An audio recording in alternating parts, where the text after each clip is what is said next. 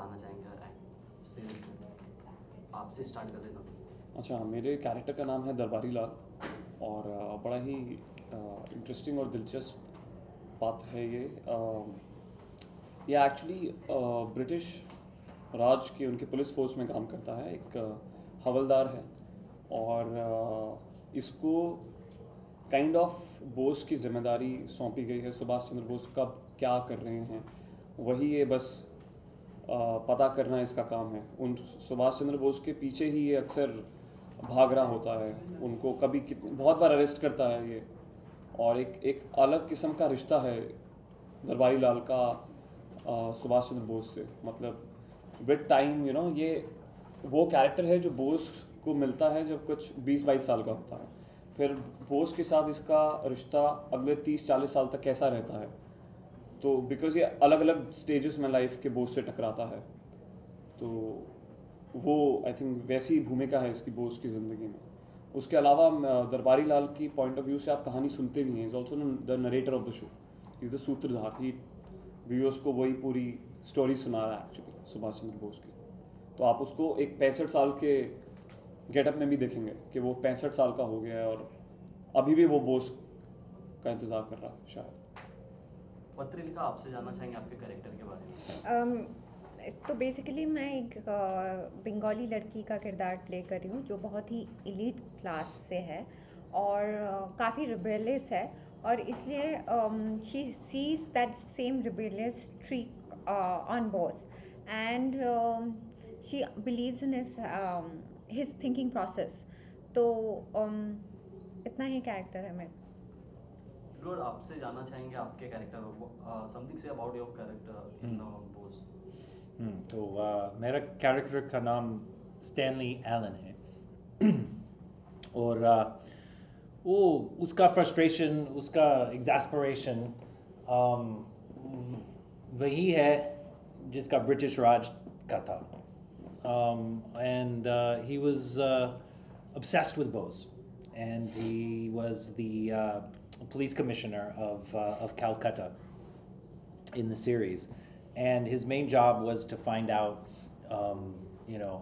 where is Bose, what's he doing, keep track of him, and वो करते करते उसको obsession लग गया Bose के साथ, और शायद थोड़ा सा प्यार भी because obsession, वो दुश्मन था लेकिन दुश्मन के साथ और कुछ हो सकता है, और कई टाइम कई अलग अलग टाइम पीरियड्स है जिसमें उसका रिलेशनशिप डेवलप करते हैं, and so interesting things happen between any time Stanley and Bose interact, and when Bose isn't there, I think it's kind of लंबाई जुदाई kind of feeling।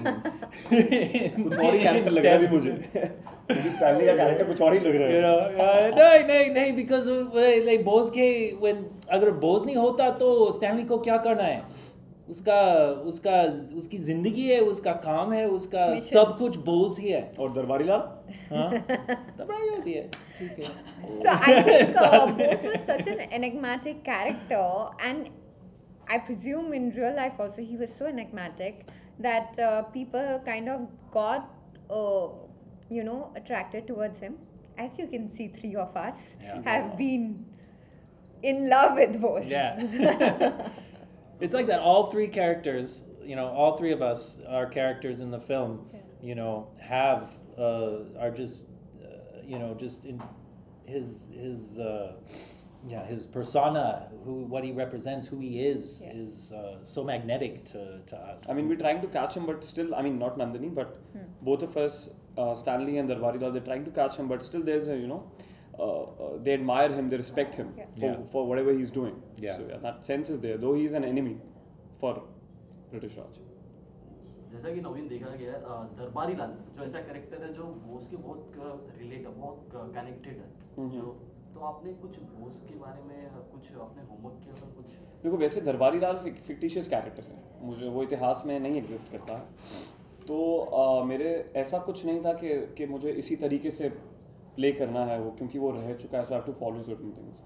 मैंने तो ज़्यादातर डायरेक्टर और राइटर को ही फॉलो किया। मुझे लगता है कि it was very well researched. very well researched, very well written character.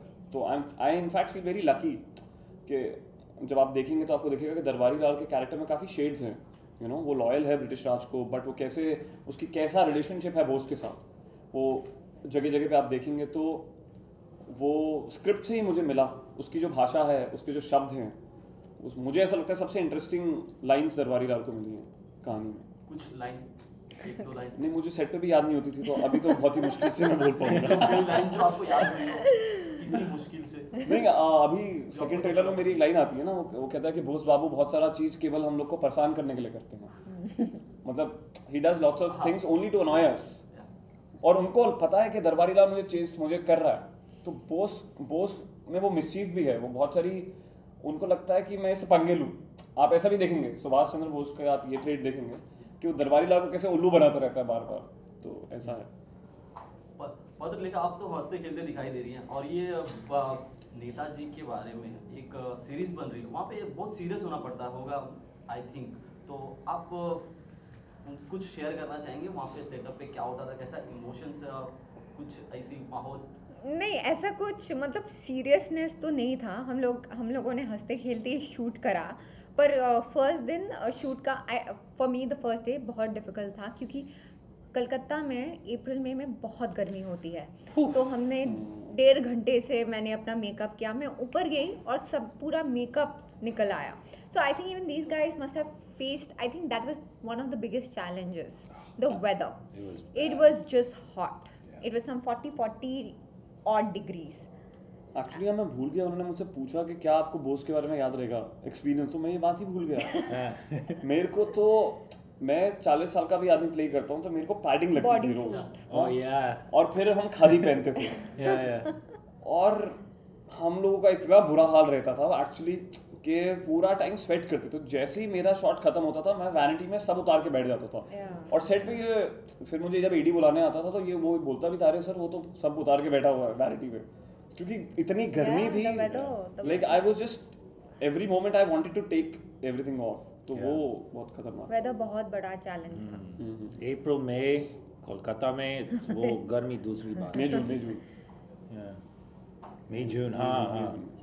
But apart from that I don't think so for me it was so difficult, क्योंकि मैं इस क्रू के साथ काम कर चुकी हूँ। यस, पुलकित के साथ मेरा फर्स्ट टाइम था, पर हंसल सर जब भी मेरे सीन्स हम शूट करते थे, बाय कोइंसिडेंस हंसल सर हमेशा वहाँ पे रहते थे, तो I think I was at home, totally at home.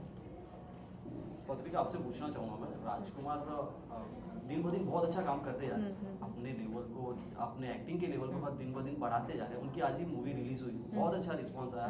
अच्छा, आज ही हुई है? ओके, शादी में जब बुलाना है, तो उनके साथ कुछ एक्सपीरियंस आपको उनके बारे में कुछ बोलना चाहेंगे आप, उनके अपोजिट कास्ट हुई आप?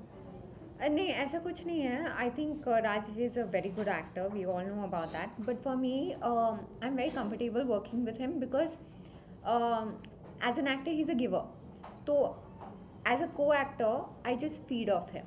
वो आई नो कि ये सीन कैसे करना है, पर with Raj on the set एक हम दोनों की कंपैटिबिलिटी है जो मुझे समझ में आती है, और जिससे एटलीस्ट फॉर मी जो सीन है वो आसान हो जाता है। एडवर्ड, आपसे पूछना चाहूँगा मैं, आप इसके पहले, आप ये सीरीज के पहले आप बोस को जानते थे, बोस के बारे में जानते थे, जो इंडिया के बहुत बड़े लीजेंड, बहुत इनकी अलग एक मिसाल है दी जाती है इंडिया में, आप जानते थे?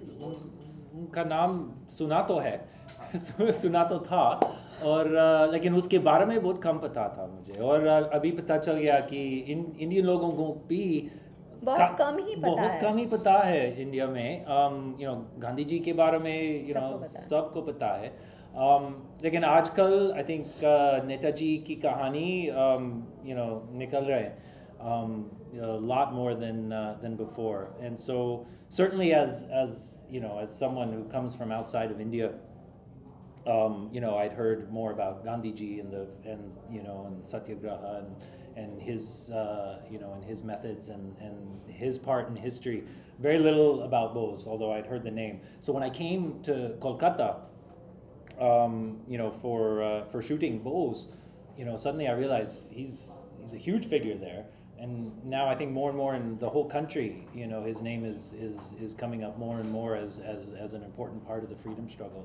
And important to see that there was different styles, you know, alag-alag tarah se British ko, you know, revolt karte the, or you know, freedom struggle was many layered and very complex. And I think it's good that, you know, Abhi is, you know, is series se उसकी, you know, वो कहानी, you know, और दिखती है. नवीन, आपसे पूछना चाहूँगा मैं, जैसा कि बोस का कैरेक्टर आप जो दिखाया हुआ है बहुत अच्छी तरह दिखाया, सब कुछ सब समझ में आता है. कैरेक्टर जो नाम है, टाइटल हम थोड़ा कंफ्यूज करता है व्यूअर्स को. बोस डेड और अलाइव. डेड और अलाइव, अच्छा. उसके बारे में मुझे पता है. एक्चुअली कहानी ना शुरू होती है 1945 से, इसलिए ये उनकी जर्नी तो हम दिखा ही रहे हैं, बट ये शो का जॉनर मेरे हिसाब से मिस्ट्री है, यू नो, क्योंकि और थ्रिलर की तरह ट्रीट किया गया है, क्योंकि हम बेसिकली ये फिगर आउट करने की कोशिश कर रहे हैं, मेरा और स्टैनली का कैरेक्टर भी, कि बोस जिंदा हैं या नहीं हैं. तो इसलिए वो बोस डेड और अलाइव है, क्योंकि 1945 के बाद आई थिंक अगले 20 साल तक ये हम नहीं थे, बट एक ये शायद कॉन्स्पिरेसी थी उस समय कि बोस शायद नहीं मरे थे और उन्होंने अपना डेथ को खुद प्लान किया था, कि ये उनका एक तरीका था अंग्रेज़ों से लड़ने का, तो अपनी एक आर्मी बनाने का. पर एक्चुअली लोगों को नहीं पता है, there is no concrete details that how Bose died, whether it was on a plane crash. There are also conspiracy theories that Bose उस plane crash के बाद यूपी में दिखाए गए थे एज अ ढोंगी बाबा. तो ऐसे बहुत सारे conspiracies है actually what has happened to Bose. So I think this web series kind of tries to reflect that also in a show actually उसी बारे में है कि और जो बड़ी जैसे अभी भी हमें ये इंट्रीग करती है ना ये चीज़ कि हम लोग हमेशा सुनते हैं, तो आप कहानी में एक्चुअली देखोगे Bose actually real life hero थे. उन्होंने जो किया, जो प्लान किया, वो डेथ एक्चुअली अपनी प्लान की या नहीं की, वो एक्चुअली चले गए या वो एक्चुअली अगले 20 साल तक जिंदा थे, तो उनका and that's why it's called Dead or Alive. Dead or Alive. तो सीरीज में हमें मिस्ट्री सॉल्व दिखेगी. ये तो आपको सीरीज ही देखना पड़ेगा, सब हम यहाँ पे बता देंगे तो आप देखोगे कैसे. व्यूअर्स को कुछ आप बोलना चाहेंगे आप? Yes, 20th November, Bose streams online on Alt Balaji app. Please download the app. Please watch this. Thank you so much. हर एक के बारे में आप कुछ बताइए. देखिए, अच्छा ये है कि हम सबको पता है, बस हम सबको बहुत ही कम चीज़ें पता है उनकी ज़िंदगी के बारे में. ज़्यादातर हमको पता है INA उन्होंने फॉर्म किया था, या फिर उनका एक मिस्टीरियस डिसअपीयरेंस था प्लेन क्रैश में. उसके अलावा उनकी ज़िंदगी के बारे में हमें नहीं पता है, उनकी आइडियोलॉजीज़ क्या थी इनके बारे में हमें नहीं पता है. तो यही हमने कोशिश की है हमारी सीरीज़ के ज़रिए कि हम आपको उनकी ज़िंदगी दिखाएं कि वो किस तरह के इंसान थे, कहाँ से आए थे, अपब्रिंगिंग क्या थी, उनका रिलेशनशिप क्या था फैमिली के साथ, और उनकी जो डिसअपीयरेंस के बाद की भी जो बहुत सारी स्पेकुलेशंस हैं, कहीं ना कहीं हमने उसको भी छुआ है, और ऑफकोर्स फैक्ट्स को मद्देनज़र रखते हुए. तो उस लिहाज से आई थिंक बोस एक बहुत इंपॉर्टेंट सीरीज़ है, क्योंकि जैसा आपने कहा कि नेशनल हीरो हैं, इतने सेलिब्रेटेड हीरो हैं, हम सब उन्हें बेहद प्यार करते हैं, तो उनकी ज़िंदगी के बारे में जानना बहुत ज़रूरी है. सर आपसे जानना चाहूँगा सर, बोस सर के बारे में कुछ प्रोड्यूस करना या कुछ उनके बारे में फिल्म बनाना कितना मुश्किल था? मुश्किल से ज़्यादा एक चुनौती होती है, चैलेंज है कि आपको एक ऐसे लीडर जिन्होंने मतलब हमारे एक आज़ाद हिंदुस्तान के निर्माण में इनका बहुत बड़ा हाथ था, ऐसे शख्स के बारे में एक सीरीज़ बनाना वो अपने आप में एक ज़िम्मेदारी है, और उसको किस तरह से लोगों तक पहुंचाएं, कैसे उसको एंटरटेनिंग बनाए, एंगेजिंग बनाए, जिससे मतलब जो यूथ है आज का, जिनको कुछ नहीं पता है, हमारी आज़ादी के स्ट्रगल के बारे में कुछ नहीं पता है, उन्हें पता है, उनको इसका अंदाज़ भी नहीं है कि एक ज़माने में ब्रिटिश हमारे देश पर राज कर रहे थे और किस तरह से फ्रीडम स्ट्रगल हुआ था, हमारे लीडर्स कौन थे, और उनकी कहानियों के बारे में तो बहुत ही कम पता है. तो वो एक एंटरटेनिंग तरीके से जिसे हम यंग ऑडियंस को हम इस फ्रीडम स्ट्रगल और बोस की कहानी तक पर हम लुभा सकें, वो मतलब सबसे बड़ा चैलेंज था. सर आपसे पूछना चाहूँगा, कितना मुश्किल था इस सीरीज़ को डायरेक्ट करना? मुश्किल था, मुश्किल ज़रूर था, क्योंकि जब आप 2017 में रह रहे हैं और 1918 से लेकर 1945 तक की चीज़ें आपको दिखानी है, सो मुश्किल ज़रूर था वो समय क्रिएट करना और ऑथेंटिकली क्रिएट करना, ताकि लोगों तक वो बात पहुंच पाए सही तरीके से, जो कहानी कहने की हम कोशिश कर रहे हैं उस वो पहुंच पाए सही तरीके से। तो मुश्किल था बट मज़ेदार भी था और काफ़ी मज़ा आया। जैसा कि डायरेक्ट करने के लिए आपने बहुत सारा होमवर्क भी किया रहेगा अबाउट टू बोस, नेताजी के बारे में आपने बहुत कुछ पढ़ा होगा, उनकी बुक्स पढ़ी होगी या कुछ उनकी कोई बात खास जो पर्दे पर बहुत खूबसूरत से आपने दिखाया, कुछ उसके बारे में बोलना चाहिए। पढ़ाई मैंने की थी नेताजी के बारे में, बहुत सारी किताबें पढ़ी थी मैंने, कुछ डॉक्यूमेंट्रीज़ देखे थे मैंने, और जो रिसर्च मटेरियल हम लोग को मिला था जो डेवलपमेंट टीम है उनकी तरफ से, वो काफ़ी स्ट्रॉन्ग था। तो काफ़ी इंटरेस्टिंग उनकी लाइफ थी और हमने भी कोशिश की कि उसको उसी कहानी को, उसी रिसर्च को कितने सही तरीके से हम पहुंचा पाएँ। और उनकी पूरी लाइफ ही मेरे लिए इंटरेस्टिंग थी, तो मुझे कोई खास बात तो उनकी नहीं लगती कि कोई खास बात उनकी काफ़ी इंटरेस्टिंग थी। तो उनकी पूरी जो आप अपनी लाइफ में रिलेट करते हैं ऐसी कोई चीज़ उनकी वो बात जो आप हमेशा अपनी लाइफ में लेके चलना चाहिए। गलत का साथ नहीं देंगे, ये मैं रिलेट करता हूँ बोस की लाइफ से। भी गलत का साथ दे देंगे, जो कुछ करेंगे ईमानदारी से करेंगे और जब तक नहीं होगा कोशिश करेंगे। राजकुमार सर, आपसे जानना चाहूँगा, आप तो मेन एक्ट करने वाले नेताजी का, तो आपके लिए कितनी बड़ी अपॉर्चुनिटी ये, किस तरह, मतलब उसके बारे में क्या बोलेंगे सर? बहुत ही बड़ी अपॉर्चुनिटी थी मेरे लिए ये। आई थिंक मैं अपने आप को बहुत ही लकी मानता हूँ, फॉर्चुनेट मानता हूँ कि मेरे पास ये सीरीज़ आई और मुझे नेताजी का किरदार निभाने का मौका मिला। बिकॉज बहुत कम एक्टर्स होते हैं जिनको इतने खूबसूरत किरदार निभाने का मौका मिलता है अपने करियर में, and that too at such a young as.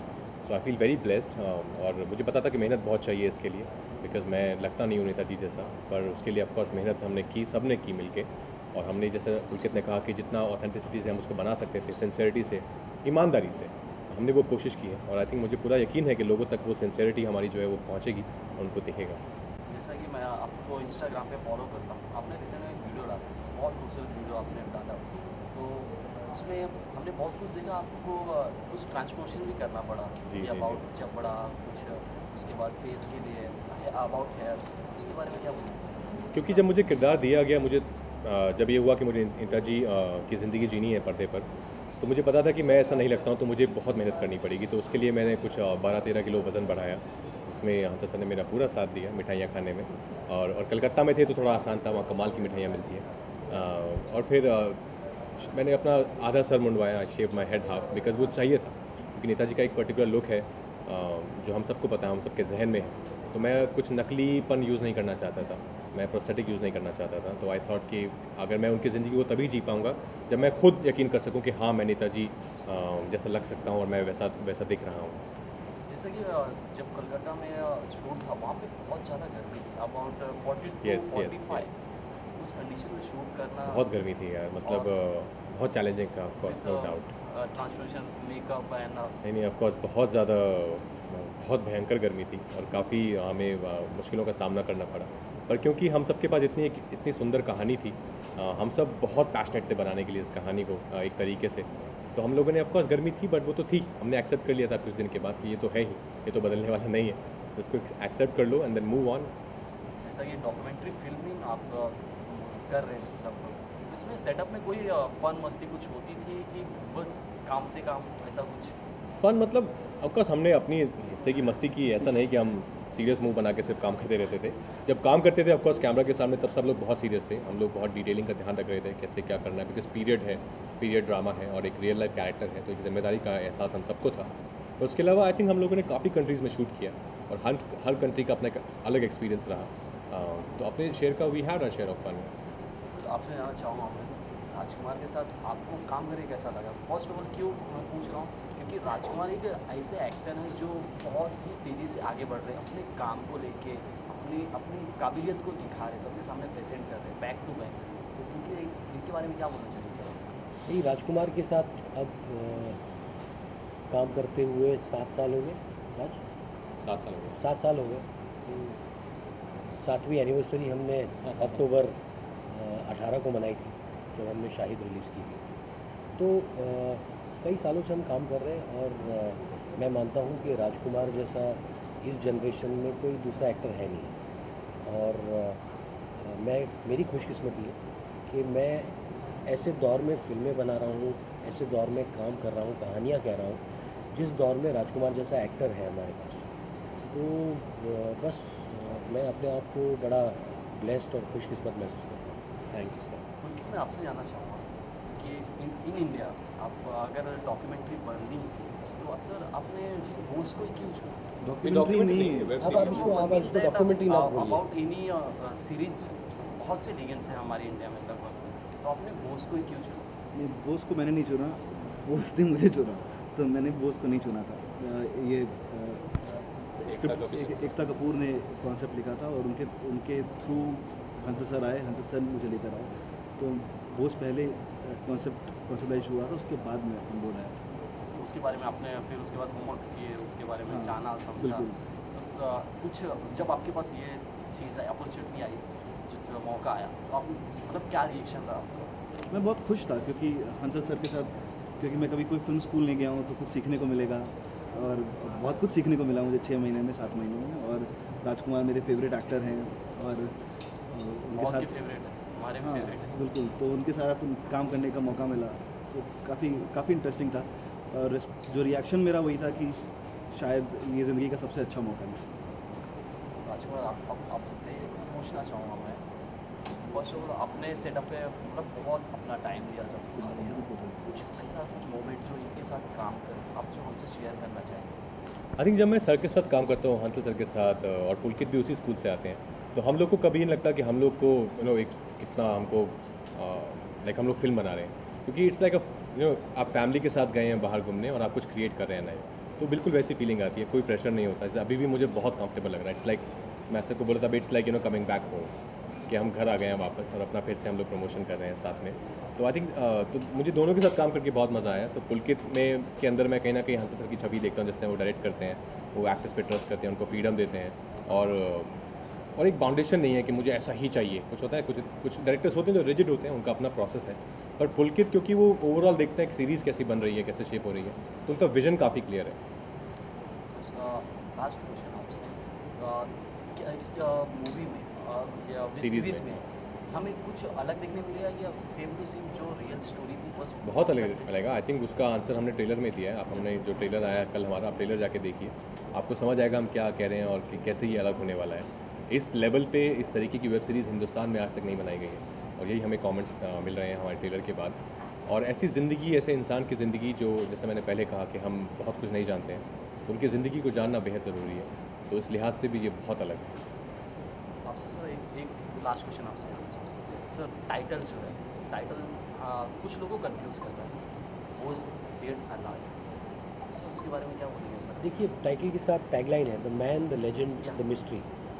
तो हमने तीनों चीज़ की कोशिश की है कि जो एक है नेताजी के बारे में धारणा है कि कितने महान थे, उनकी महानता, उनकी इंसानियत, और उनके 1945 के बाद प्लेन क्रैश के बाद जो सारी थियोरीज़ आज तक आ रही है, तो फाइल्स डिक्लासिफाई हुई है, उन थियोरीज़ को हमने एक पिक्टोरियल रूप देने की कोशिश की, एक सिनेमैटिक रूप दिखाने की कोशिश की है। तो ये मतलब आपको इस सीरीज़ में थ्रिलर देखने मिलेगा, एक थ्रिलर है, एक मिस्ट्री है और एक ड्रामा है।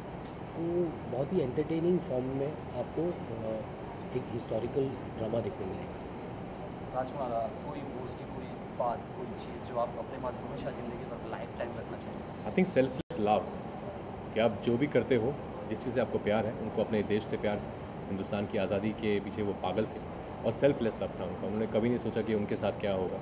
उन्होंने ऐसी ऐसी चीज़ें की हैं जो उस टाइम में इमेजिन करना मुश्किल था, कि इतना ट्रैवल करके अपनी एक आर्मी फॉर्म करना, और पूरी अंग्रेज़ सरकार उनसे उनके खौफ में थी, उनसे खौफ खाती थी। तो एक आदमी जो अकेला रह के इतना कुछ कर सकता है, तो आई थिंक अगर आप उनका जो एक सॉन्ग भी है, ज्योति तुम्हार डाक सुने के ना शे तो एकला चलो रे, कि अगर कोई साथ में नहीं आ रहा है, आप अकेले चलो, लेकिन चलो ज़रूर। तो व्यूअर्स को कुछ बोलना चाहेंगे आप इस सीरीज़ के बारे में? कुछ आई थिंक वही, तब से मैं काफ़ी टाइम से हम लोग वही कहने की कोशिश करें कि इस तरह से हिंदुस्तान में पहली ऐसी वेब सीरीज़ है जो इस लेवल पे आई है, और इससे पहले हिंदुस्तान में इतनी बड़ी वेब सीरीज़ और इस तरीके से कही गई वेब सीरीज़ नहीं आई है। एक बहुत ही स्ट्रॉन्ग कंटेंट है इसका, एक बहुत ही इंपॉर्टेंट कहानी है, और एक ऐसे इंसान के बारे में है जिनसे हम सब बहुत प्यार करते हैं, पर शायद जानते बहुत कम हैं। Thank you so much. Thank you.